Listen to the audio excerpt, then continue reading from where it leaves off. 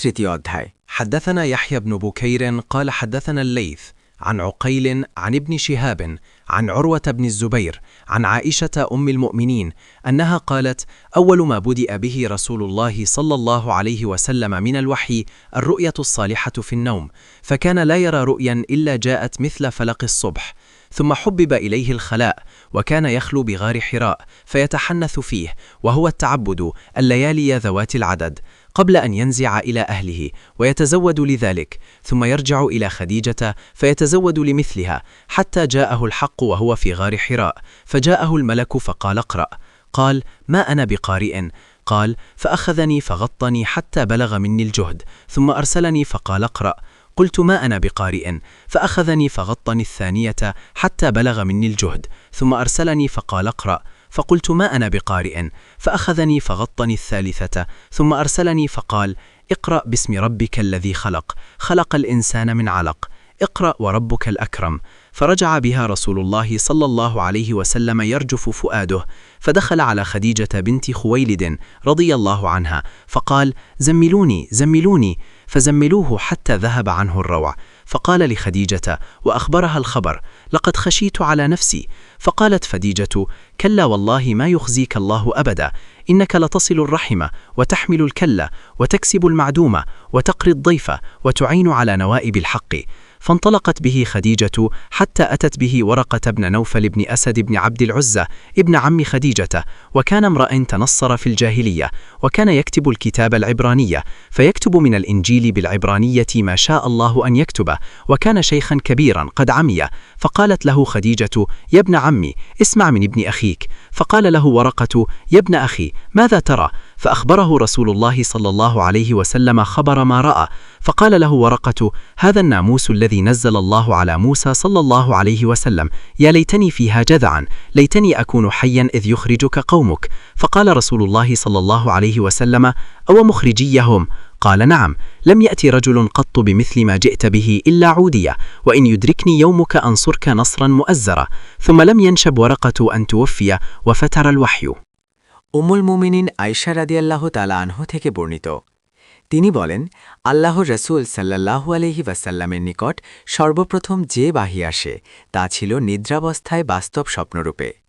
যে স্বপ্নই তিনি দেখতেন তা একেবারে প্রভাতের আলোর ন্যায় প্রকাশিত হতো।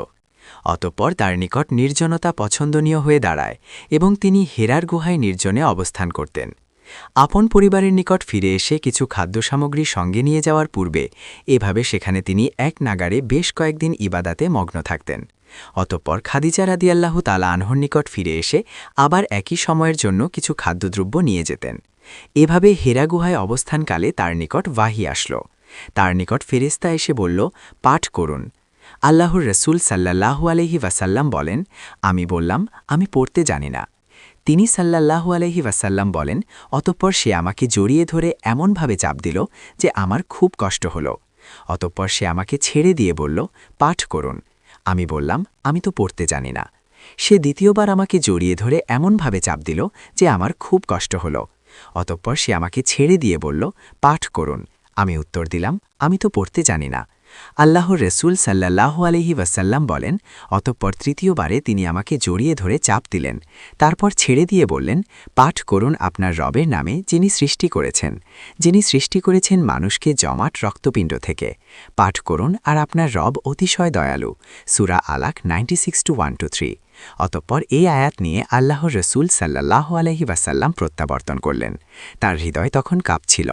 তিনি খাদিজা বিনতু খুয়াইলিদের নিকট এসে বললেন, আমাকে চাদর দ্বারা আবৃত করো, আমাকে চাদর দ্বারা আবৃত করো। তারা তাকে চাদর দ্বারা আবৃত করলেন, এমনকি তার শঙ্কা দূর হল। তখন তিনি খাদিজা রাদিয়াল্লাহু তাআলা আনহার নিকট ঘটনাবৃত্তান্ত জানিয়ে তাকে বললেন, আমি আমার নিজেকে নিয়ে শঙ্কাবোধ করছি। খাদিজা রাদিয়াল্লাহু তাআলা আনহা বললেন, আল্লাহর কসম, কখনোই নয়। আল্লাহ আপনাকে কখনো লাঞ্ছিত করবেন না।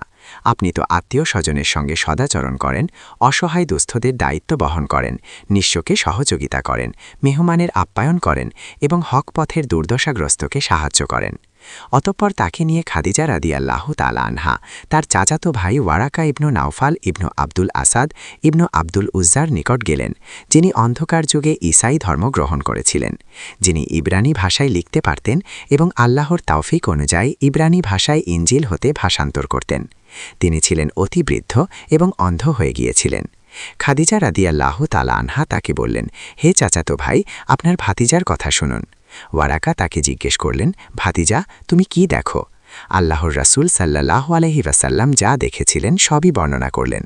তখন ওয়ারাকা তাকে বললেন, এটা সেই বার্তাবাহক যাকে আল্লাহ মুসা আলাইহিস সালামের নিকট পাঠিয়েছিলেন। আফসোস, আমি যদি সেদিন যুবক থাকতাম।